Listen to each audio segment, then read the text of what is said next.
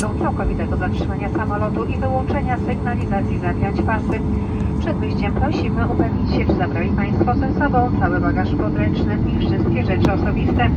Aby zarezerwować kolejną podróż lotem, zachęcamy do odwiedzenia strony lot.com.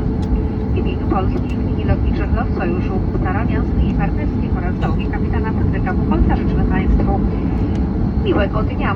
Mamy nadzieję spotkać się z Państwem ponownie na pokładach naszych samolotów.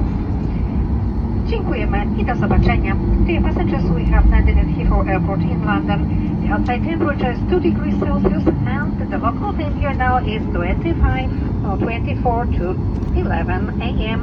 Please remain seated with your seatbelt fastened until the aircraft comes to a complete stop and the fasten seatbelt sign is switched off. Before you leave the plane, please make sure you haven't left any personal belongings on board.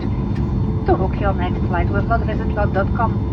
On behalf of LOT Polish Airlines Carrier Alliance, our partner airlines and the crew of Captain Patrick Buchholz wish you a nice day. We hope to meet you again on board of our aircraft. Thank you and see you soon. LOT Polish Airlines, it's with whom you travel.